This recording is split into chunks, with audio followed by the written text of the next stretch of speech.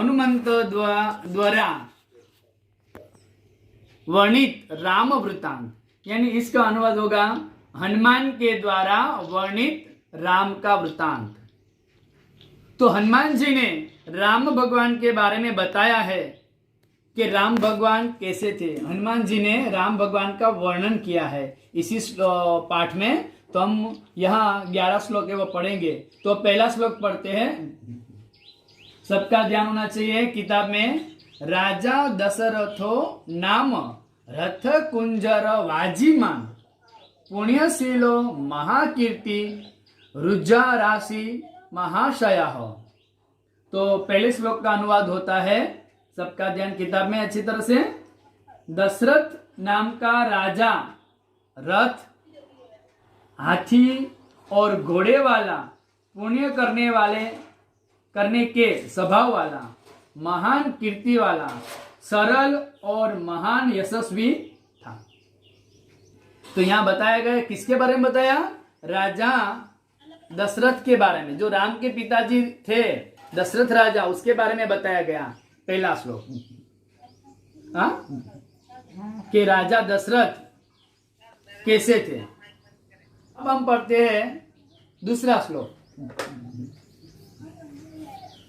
तस्य मतलब उसका, पुत्र मतलब पुत्रा, प्रिय मतलब प्रिय, ज्येष्ठ, ज्येष्ठ मतलब बड़ा, ज्येष्ठा तारा, ध्यान देना, तारा मतलब तारे, अधिपति, अधिपति मतलब ताराओं का अधिपति कौन है? बाननः, बान मतलब भानु, भानु यानी चंद्र। तो यहां बताया गया है रामो नाम विशेषज्ञ, राम नाम के विशेष, सर्वश्रेष्ठ, सभी में श्रेष्ठ कौन है? सर्वधनुष यता में, तो विशेष ज्ञान रखने वाले, सभी धनुर्धारियों में श्रेष्ठ। तो यहां पहले राजा दशरथ के बारे में बताया, अभी श्री राम के बारे में बता रहा है कि राम भगवान कैसे थे। तो उसका अनुवाद करते हैं, आप बिल्कुल ध्यान में देना। यहाँ राम को बताया है कि राम कैसे थे, कैसे दिखते थे, कैसे हैं। राम नाम के उनके प्रिय सबसे बड़े पुत्र, चंद्र की तरह मुख वाले, विशेष ज्ञान रखने वाले और सभी धनुर्धारियों में श्रेष्ठ है। तो यहां बताया कि जिसका नाम राम है और उनको सबसे प्रिय और सबसे बड़े पुत्र ऐसा राम, वो कैसे है? चंद्र की तरह मुख वाले, मतलब चंद्र की तरह चमक वाले, कांति वाले मुख वाले, विशेष ज्ञान, सबसे ज्यादा ज्ञान रखने वाले विशेष करके, और जितने भी धनुर को धारण करने वाले हैं उन सब में यह श्रेष्ठ है श्री राम। तो श्लोक बेटा यहां दूसरा पूरा हुआ। अब हम तीसरा श्लोक पढ़ते हैं। तीसरे श्लोक में ध्यान देना सब, यह राम के बारे में बताया गया है।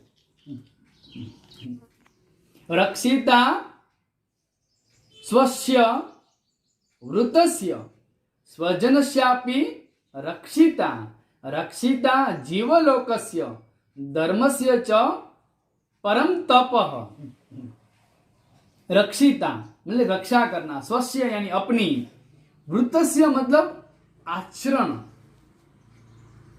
स्वजनस्यापि अपने स्वजन, स्वजन यानी अपने जो होते हैं ना, माता पिता भाई बहन, अपने पहचान, उसको स्वजन कहते हैं।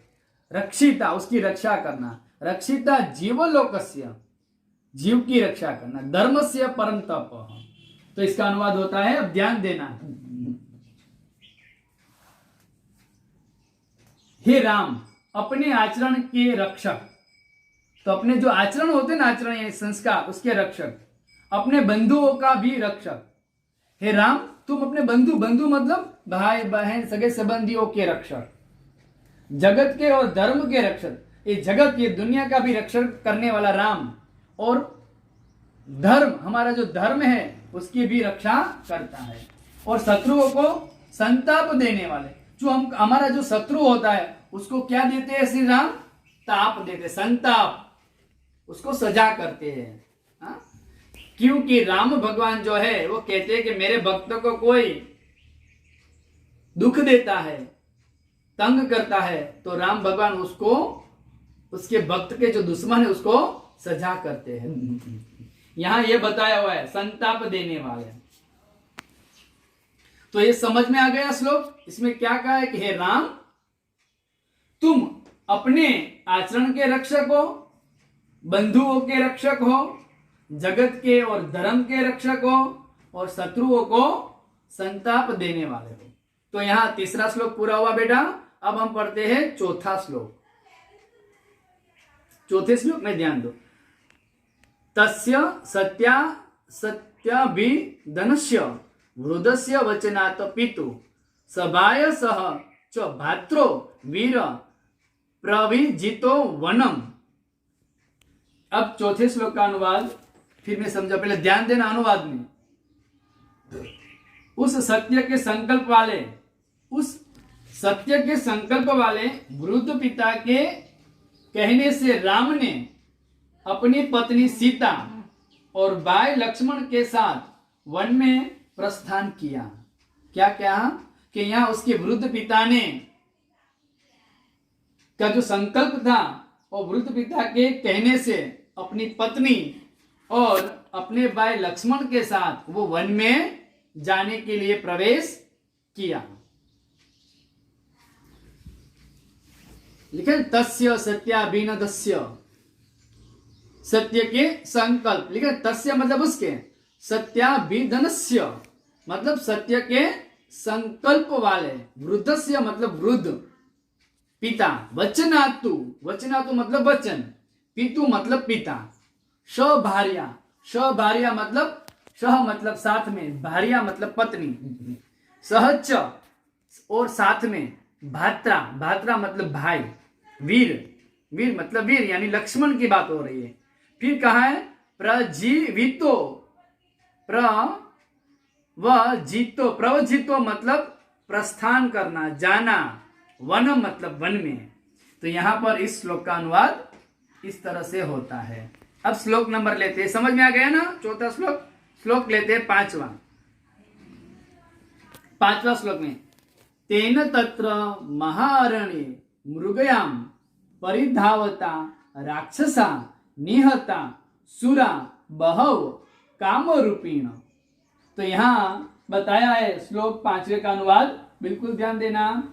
उस राम ने वहां विशाल अरण्य में शिकार के पीछे दौड़ते हुए अनेक अपनी इच्छा के अनुसार रूप धारण करने वाले शूरवीर राक्षसों को मार दिया। यहाँ क्या कहा है? तेन तत्र मतलब वहां, महाअरण्य मतलब बड़े जंगल में, अरण्य मतलब जंगल, मृग्या मतलब शिकार करना, क्या करना? शिकार करना। परिधावता शिकार के पीछे भागना, दौड़ना। और राक्षसा निहता अपनी इच्छाओं के निहता, सुरा बहव कामरूपिण मतलब अपनी इच्छा के अनुसार रूप धारण करने वाले। राक्षस को निहता मतलब मार दिया। तो इस तरह इसका अनुवाद ये होता है। वापस में अनुवाद करता हूं, ध्यान देना। उस राम ने वहां विशाल अरण्य मतलब बड़े जंगल में शिकार के पीछे दौड़ते हुए अनेक अपनी इच्छा के अनुसार रूप धारण करने वाले शूरवीर राक्षस को मार दिया। तो उसी समय ऐसे राक्षस थे अपने इच्छा के अनुसार रूप धारण करते थे, बताए ना, काम और रूपीण, अपनी इच्छा के अनुसार रूप धारण करते थे, है ना। जैसे कि सोने और मृग बना था, सोने का मृग, और सीता जी ने बोला कि मुझे ये सोने का मृग चाहिए। तब राम उसको मारने जाते और मारते तो उसमें से कौन बन जाता है मृत्यु समय? रावण का मामा मारीच राक्षस होता है वो, है ना। तो वही बात यहाँ बताई गई है। ठीक है, तो अब ने है 5 श्लोक किया, छठा